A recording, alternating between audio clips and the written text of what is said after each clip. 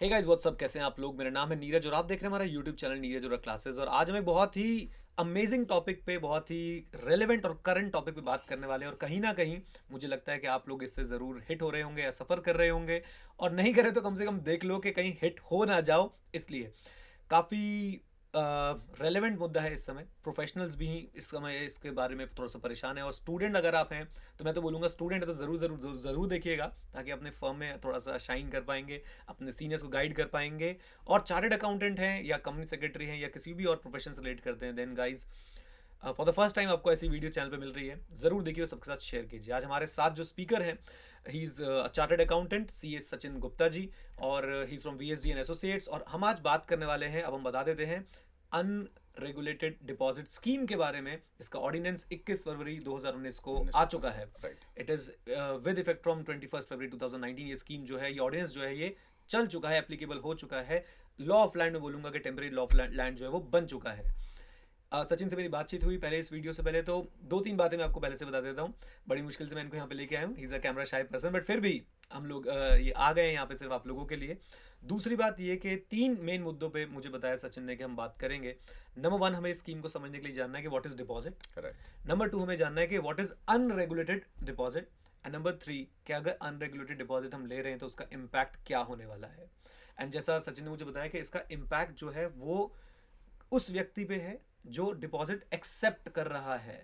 जो deposit accept कर रहा है, जो पैसे दे रहा है, उस व्यक्ति पे इस ऑर्डिनेंस में कोई इम्पैक्ट अभी तक नहीं बताया गया है सर, या है ही नहीं भी। No, in fact, those persons are protected Okay. under this ordinance. Okay. So the person who gives the loan or an advance, or that person has been defined as depositor under this ordinance. Okay.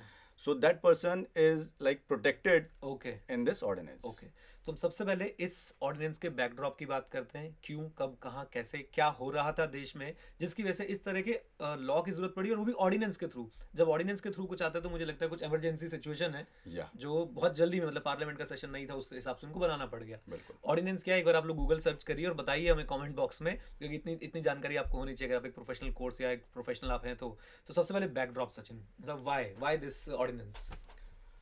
सो हमारे finance minister Arun Jaitley ji ने अपने budget speech में 2016-17 में उन्होंने बड़ा focus करा था इस चीज़ के ऊपर। उनका बड़ा एम्फेसिस था कि छोटे छोटे इन्वेस्टर्स जिनकी हार्ड अर्न मनी होती है, वो कुछ लोग उनका पैसा गलत स्कीम्स बनाकर ले जाते हैं। तो उनको प्रोटेक्ट करने के लिए, उनके इंटरेस्ट को प्रोटेक्ट करने के लिए उन्होंने उस समय कहा था कि we will bring a proper law जो इस तरह की स्कीम्स को रोकेगा और इनके ऊपर वो उनके पूरी तरीके से उनके ऊपर रोकथाम कर पाएंगे उसकी। So they introduced a bill like which is like the unregulated deposit scheme bill 2019, which was placed on the floor of parliament on 13th February 2019. Lok Sabha में उसको प्रेजेंट करा गया और लोकसभा से वो पास हो गया। तो इस बिल का जो मेन उद्देश्य था, वो जो इसका मेन एम था, वो था कि जो इस तरह की इलिसिट डिपॉजिट स्कीम्स जो मार्केट में चल रही हैं, उन स्कीम्स पर किसी तरीके से रोकथाम लगाई जाए। और जो बोलते हैं कि निप इन द बर्ड, उनको बिल्कुल स्टार्ट से ही वहीं पर उनको ट्रैक करके और उनको रोक दिया जाए, खत्म कर दिया जाए। और एक ऐसा रेगुलेशन बनाया जाए जिसकी वजह से, जिसकी हेल्प से जो ये लोग रेगुलेटरी गैप्स का फायदा उठाकर बच जाते थे, उनको रोक के और उनको वहीं पर उनको खत्म कर दिया जाए। कितनी इंपॉर्टेंट बात गाइस, देखिए कि कई बार इवन आप में से किसी के साथ या आप में से किसी के पेरेंट्स के साथ, ज़रूर मैं 100% गारंटी दे सकता हूँ कि हम में से कभी ना कभी कोई ना कोई इन चीज़ों में फंसा है। बिल्कुल फंसते हैं, जहाँ पे कोई आके बोल देता है कि आप पैसा दे दो, मैं इतना % रिटर्न दे दूंगा आपको, या कई किसी भी तरह के वो डिपॉजिट स्कीम्स, या फिर मतलब आपसे किसी भी थ्रू पैसा लेके और आपको बनाते हैं। अगर आपने हेरा फेरी मूवी देखी है तो फिर हेरा फेरी जो मूवी आई थी, उसका बेस ही यही था पूरी मूवी का, कि वो एक पॉन्जी स्कीम चलाते हैं जिसमें वो इन्वेस्टर से पैसा ले लेते हैं और बोलते हैं इतने टाइम में हम डबल करके आपको वापस दे देंगे। उस तरह की स्कीम्स हैं जिसमें पैसा डबल करने की बात करते हैं, या इस तरह की स्कीम्स लाते हैं कि आप आज पैसा दे दीजिए, आज से 10 साल के बाद हम आपको एक प्लॉट ऑफ लैंड देंगे बड़ा, जिसकी वैल्यू इतनी होगी, इतनी वैल्यू का प्लॉट ऑफ लैंड देंगे। या इस तरह की स्कीम्स आती हैं जिसमें वो कहते हैं कि ठीक है, हम आपको एक टीक का पेड़ देंगे जिसकी वैल्यू 2 लाख रुपए होगी, आज से 20 साल के बाद आप 5,000 रुपये दे दीजिए, 2,000 रुपये दे दीजिए, it will give you like 300% returns, 400% returns, right या शेयर मार्केट के अंदर वो लोग करते हैं कि आज आप पैसा लगा दीजिए और हम आपको इतनी परसेंट रिटर्न कंफर्म करते हैं। तो राइट इस तरह की बहुत सारी स्कीम्स मार्केट में चलती हैं जिससे राइट जो ज़्यादा फायदा दिखा के और छोटे छोटे भोले वाले लोगों को जिनको चीज़ों के बारे में आइडिया नहीं होता है उन लोगों राइट को उन लोगों से बेवकूफ़ पैसा बना ले के लिया उन लोगों जाता से है। पैसा लेके और वो पैसा खा जाते हैं उन लोगों राइट का। और मैं ये जो समझता हूँ सचिन के, जैसे मेरे लिए शायद वो 100 रुपए हो, 200 रुपए, 1000 रुपए हो, लेकिन जो बंदा इकट्ठे कर रहा है वो फिर 10-10 लाख लोगों से वो इकट्ठा करके काफी अच्छा साइज बना लेता होगा स्कीम का। अगर आप देखें तो पिछले 4 साल में हम्म देर वर 166 cases which were recorded by CBI, right, मतलब ये अनरेगुलेटेड डिपॉजिट्स के। अनरेगुलेटेड डिपॉजिट्स के राइट हैं, राइट जिसमें कितने हजार करोड़ रुपए लोगों ने छोटे छोटे पैसे 20 रुपए, 50 रुपए, 100 रुपए, 200 रुपए से इकट्ठे कर करके लाखों इन्वेस्टर्स के पैसे माय इकट्ठे गॉड करके वो लोग लेके चले गए चले हैं, या गए। तो देश छोड़ के भाग गए हैं राइट या उनके ऊपर केसेस चल रहे हैं, राइट सरकार ने कदम उठाए हैं, लेकिन राइट रेगुलेटरी गैप्स होने की वजह से राइट वो बच बच जाते जाते हैं। हैं, राइट ओवर द पीरियड उन राइट बच जाते हैं। तो गवर्नमेंट ने इसी चीज़ को राइट ख़त्म करने के लिए एक बहुत ही उम्दा, बहुत ही अच्छा स्टेप लिया है। राइट और जबकि राज्यसभा सेशन में नहीं थी, राइट उन्होंने इस चीज़ की ज़रूरत समझी और उन्होंने एक ऑर्डिनेंस के through right immediately with immediate effect उसको राइट पास ऑन किया। राइट क्या बात है। तो बैकड्रॉप में जो कंक्लूजन है वही समझ आया कि आपके जो छोटे मोटे इन्वेस्टर्स थे, या मैं बोलूंगा जो छोटे इन्वेस्टमेंट करके बड़े सपने देखते थे कि ये हो जाएगा, उन लोगों को बचाने के लिए। राइट। और ये यहाँ पे हमें सीखने की भी ज़रूरत है, बहुत इंपॉर्टेंट, खासकर आप यंगस्टर्स के लिए, क्योंकि मुझे पता है हमारे चैनल का क्राउड काफ़ी यंग है, कि यार ये जो जो भी आपको बोलते हैं ना ऐसे जल्दी पैसे कमाने वाली स्कीम, वो गलत ही है, बिल्कुल गलत वो गलत ही है। आप अपना काम से काम रखें, बिजनेस में मेहनत करें, आगे बढ़े, स्मार्ट वर्क करें, हार्ड वर्क करें, लेकिन इस तरह के चीज़ों में बिल्कुल भी बिल्कुल ना ना पड़े। फंसे। अब हम चलते हैं नेक्स्ट क्वेश्चन की तरफ। जैसा कि हमने डिस्कस किया था कि हमें 3 बातें डिस्कस करनी है, what is deposit, what is unregulated deposit, and इनका इम्पैक्ट, इस ऑर्डिनेंस का इम्पैक्ट अनरेगुलेटेड डिपॉजिट पे क्या आने वाला। So second question, what is a deposit under this ordinance, deposit क्या है। हाँ, so section 2 clause 4 Right. of this ordinance is Hmm. deposit means any amount of money okay received by way of an advance okay or loan right or in any other form right by any deposit taker okay with the promise to return okay whether after a specified period right or otherwise right either in cash right or in kind right or in form of specified service। Right right अब यहाँ पर deposit में government ने इस ordinance के through सारे जितने भी किसी भी तरह का आप कोई एडवांस देते हैं, Right. किसी भी तरह का आप लोन देते हैं, राइट चाहे वो पैसा वापस मिलना है या नहीं मिलना है, राइट, कोई भी उसका टाइम पीरियड है, कोई भी उसका इंटरेस्ट है, कुछ भी है, कुछ भी है, Whatsoever. उसके ऊपर इंटरेस्ट मिलना है नहीं मिलना है, मिलना है। किसी भी तरह से करके अगर आपको कोई पैसा आप किसी को देते हैं right, then it will be termed as deposit, deposit, okay but okay.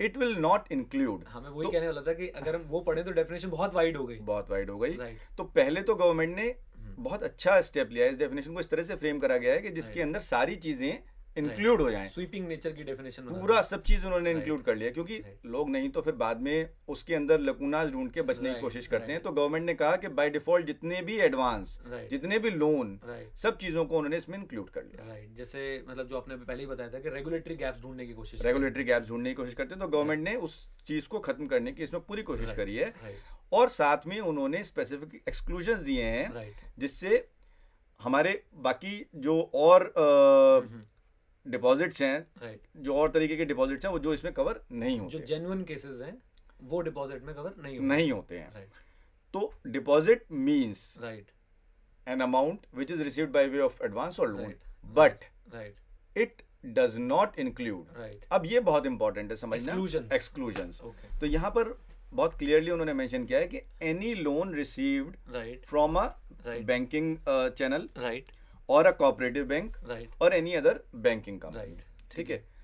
यानी कि अगर हम कोई किसी तरह की हमारी कोई कैश क्रेडिट लिमिट है, हमारा Right. कोई सीसी लिमिट है, राइट, किसी भी तरह का हमने लोन ले लोन रखा ले है, कोई रखा है। टर्म लोन ले रखा है बैंक से, मैंने गाड़ी खरीदी उसके लिए लोन लोन लिया, घर खरीदा उसके लिए लोन किसी लिया। भी तरह का लोन अगर आपने बैंक के थ्रू लिया है then it is not covered under the term deposit, बिल्कुल ठीक ठीक है। उसके अलावा ये कहते हैं, दूसरा एक्सक्लूजन है any amount received as loan from as a financial assistance from a financial institution. Okay. अगर आपने कोई लोन ले रखा है किसी फाइनेंशियल इंस्टीट्यूशन से, राइट ठीक है, राइट तो ये भी इसमें कवर नहीं होता। राइट। उसके बाद थर्ड एक्सक्लूजन है कि hmm. Any sum received by a appropriate government, Right. Government से अगर आपने कोई पैसा रिसीव करा है then it is also not covered under this ठीक है। टर्म। ठीक है, वो एनी उसे डिपॉजिट नहीं मानेंगे। डिपॉजिट नहीं मानेंगे उसको। Right. Any amount which is received from any foreign government, okay.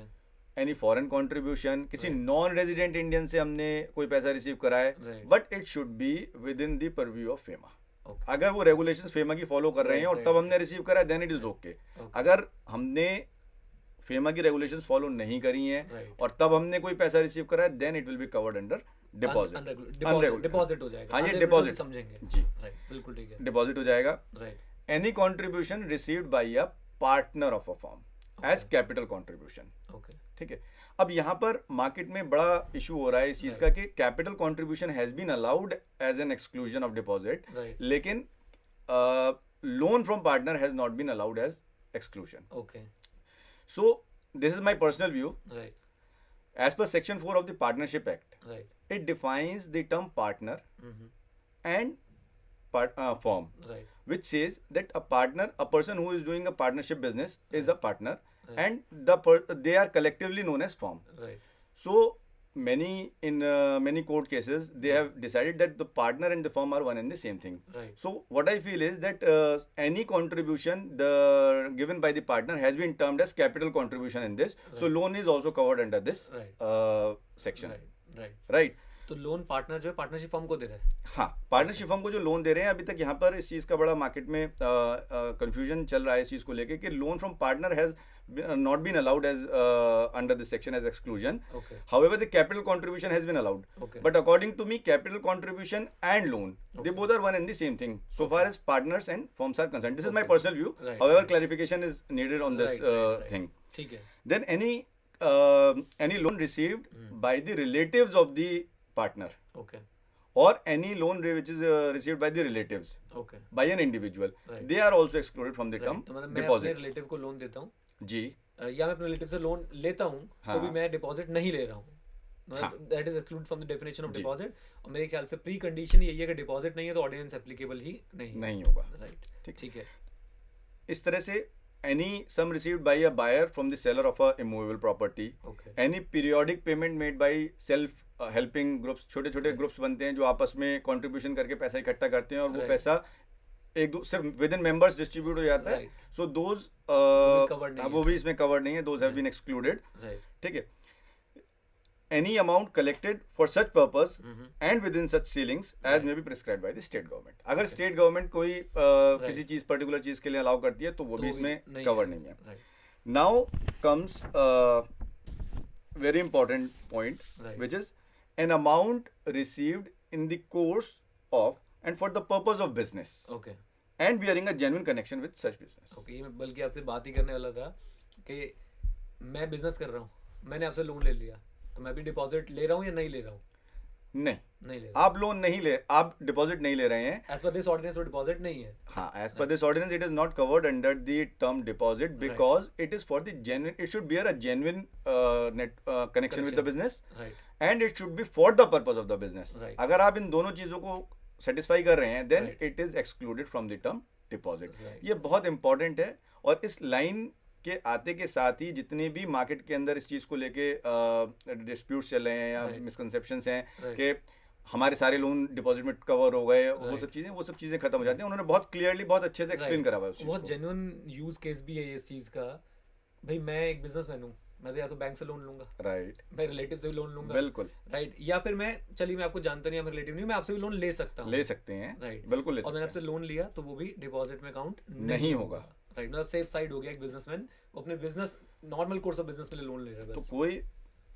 कोई भी व्यक्ति जो भी एक नॉर्मल बिजनेस कर रहा है राइट। वो इस डिपॉजिट के टर्म में कवर नहीं नहीं होगा। बिल्कुल ठीक है। ठीक है। उसके अलावा उन्होंने कहा कि उन्होंने 4 बिजनेस से रिलेटेड टर्म्स और एक्सप्लेन करी हैं, स्पेसिफिकली बताई हैं कि it will include these things also, Right. कि any payment which has been given for hiring of any service. Okay. ठीक है। Any payment which has been given as an advance for purchase of immovable property okay. which is adjustable against the further payment. Right. Okay. Any security or any dealership advance that has been given, Right. right? और any advance which has been forwarded for any purchase of capital asset. Right. ये चार चीजें बताई गई हैं, specifically बताई गई हैं कि ये भी Right. एक्सक्लूड होंगी, Right. ठीक है। लेकिन इनके साथ उन्होंने एक कंडीशन लगा दी। Okay. उन्होंने एक कंडीशन ये लगाई कि अगर जिस भी दिन ये पैसा ड्यू हो जाता है Right. और ये 15 दिन के अंदर अगर पे नहीं करते, Right. सिर्फ इन चार चीजों के लिए। Right. Right. Number one is if you have paid any advance Right. For Hiring of service. for any, if you have made any payment for hiring of service, Right. if you have made any advance for purchase of any movable property, Right. third is if you have given any security deposit, Then dealership and or- franchisee वाला जो. right, franchisee wala, and fourth is if you have given any advance for the purchase of capital asset, Right. long term capital asset के लिए अगर Right. आपने दिया है, Right. तो इन चार केसेस के अंदर अगर पैसा आपका ड्यू हो जाता है Right. and if it is not paid within 15 days, Right. then it becomes deposit. Deposit, क्या बात है। तो मतलब ये सिक्योर करके चल रहे हैं कि भाई किसी को इस ऑर्डिनेंस से जो जेन्युइन व्यक्ति है उसको नुकसान ना पहुंचे और वो अपना बिजनेस आराम से कर पाए, बिल्कुल। लेकिन एट द सेम टाइम कि भाई किसी जेन्युइन व्यक्ति को जो बेचारा पैसे लगाए थे उसको भी नुकसान ना हो। इन चार चीज़ों को पर्टिकुलरली लाने का एक बहुत बड़ा उद्देश्य जो गवर्नमेंट का रहा है, क्योंकि जो जिस तरह की स्कीम्स वो बैन करना चाह रहे थे, बहुत सारे लोग इन्हीं चीज़ों के सहारे वो अपनी स्कीम्स चलाते थे। ओके। तो उन्होंने जेन्युइन बेसिस में बैन ना हो, ओके। मतलब में कोई दिक्कत ना आए, राइट। और इस तरह की जो स्कीम्स हैं वो भी बैन हो जाएं, तो उन चीज़ों को सोचते हुए Right. बहुत सोच समझ के इन प्रोविजंस को उन्होंने डाला है।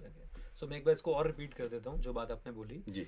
कि जो बिजनेस कर रहे हैं वो अपने बिजनेस से कनेक्टेड अगर कोई लोन लेते हैं तो वो डिपॉजिट नहीं है। नहीं है। और चार चीजें स्पेसिफिकली बताई कि बिजनेस से कनेक्टेड अगर है तो वो लोन नहीं मानी जाएगा, प्रोवाइडेड दैट अगर वो ड्यू हो गई तो 15 दिन के अंदर उनकी रीपेमेंट कर देनी। डिपॉजिट नहीं माना जाएगा। हाँ, डिपॉजिट नहीं माना जाएगा, प्रोवाइडेड दैट 15 दिन के अंदर उनकी रीपेमेंट कर देनी। इसमें एक कंडीशन और आती है। हाँ। इसमें एक उन्होंने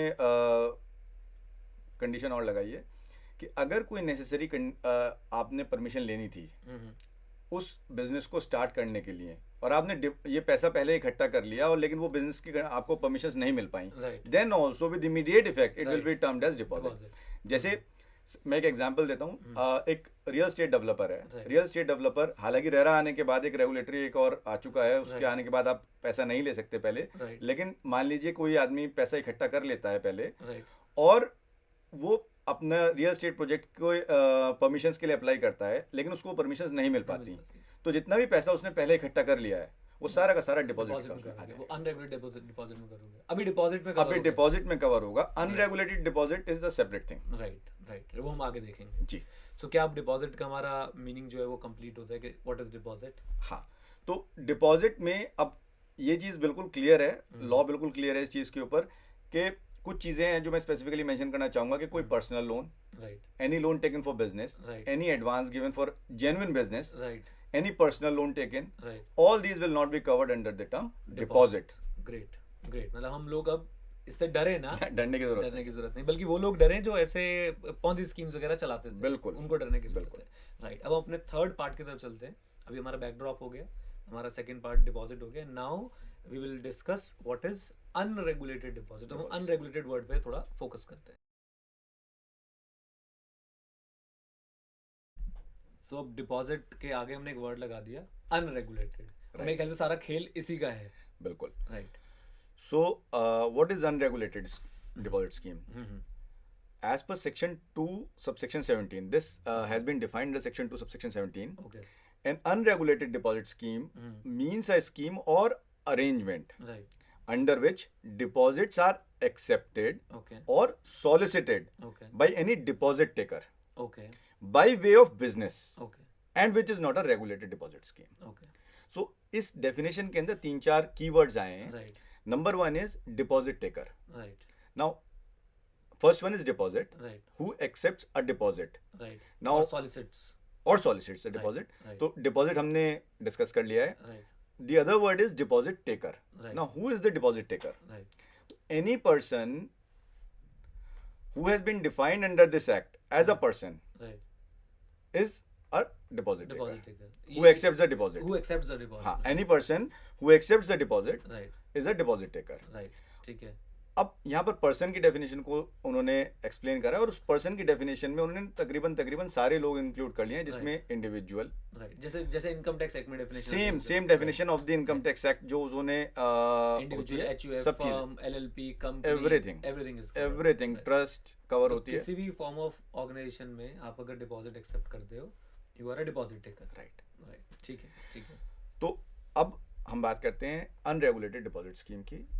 तो ये unregulated deposit scheme means a scheme or an arrangement in which a deposit taker accepts or solicits Right, a deposit, right. right, And which is not a regulated, and which is not a which right. is not a regulated scheme। तो अब ये जानना जरूरी हो जाता है हमारे लिए कि रेगुलेटेड स्कीम्स क्या है, क्योंकि हमने बोल दिया कि भाई अनरेगुलेटेड वो है जो रेगुलेटेड नहीं है। Right. तो what is regulated scheme? So regulated schemes have been defined, are the schemes which has been defined under the Schedule 1 Right. of this ordinance. Okay, So they have, हाँ, तो उन्होंने पूरी लिस्ट ऑफ स्कीम्स दे रखी हैं okay. जो regulated deposit schemes में cover आएंगी। होती हैं। तो स्कीम वाइज लिखा है या कुछ कंडीशंस बताई हैं? नहीं, उन्होंने रेगुलेटर्स के नाम दिए हैं ओके, और उन्होंने मेंशन कर रखा है उसके अंदर कि if this scheme is authorised or which is it has Right. Been right, permitted by this regulator, then it is ये covered, regulated scheme। then it becomes a regulated scheme. ठीक है। तो ठीक है, उसमें जो 9 रेगुलेटर्स हैं उनमें मेन जो हमारे रेगुलेटर्स हैं वो हैं आरबीआई, ओके, सेबी, सभी, इरिडा,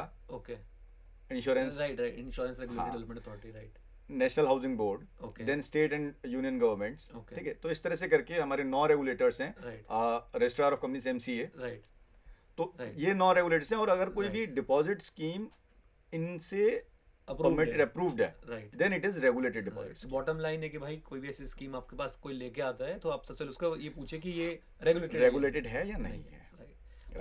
ऑल्दो ये ऑर्डिनेंस पैसा देने वाले को परेशान नहीं नहीं करता। बट आप तो वैसे ही परेशान हो जाएंगे, आपका पैसा डूब जाएगा। नहीं, इसमें आप अपनी सेफ्टी खुद करेंगे। आप जो भी व्यक्ति अगर कोई आपको इन्वेस्ट करने के लिए कहता है, then you should definitely check right, any person, any investor, be it like investing 1000 rupees और 10 lakh rupees, he should check whether this is a regulated deposit scheme or not. Right, right, बहुत बढ़िया। बिल्कुल, ये सबसे इम्पोर्टेंट पार्ट है कि आपको खुद चेक कर लेना चाहिए। बिल्कुल। वो जागो ग्राहक जागो। राइट, ठीक है जी। तो ये हमारा हो गया रेगुलेटेड और अनरेगुलेटेड डिफरेंस, जो 9 रेगुलेटर्स ने अप्रूव कर दी, that is regulated, and any other deposit scheme other than that scheme is Unregulated deposit scheme. राइट। Now this the deposit should be accepted by way of business. ये एक बहुत important term है Okay. जो यहाँ पर यूज हो रही है। Right, Any unregulated scheme is a scheme or arrangement in which a deposit taker accepts deposit or solicits for deposit Right. by way of business. Bye way of business, So it should be the business of the deposit taker right. to accept Right. deposit or solicit deposit. Only then it will become a मैं समझ गया आपकी unregulated बात, deposit मतलब ये scheme. बड़ा interesting है। बहुत बाय interesting वे है of business, by way of business, and it's very very important. Right, It means that there can be many instances in which any loan or advance which is taken will be covered under deposit, लेकिन वो unregulated deposit scheme में नहीं आएगा। मैं एक clarification चाहता हूँ यहाँ पे।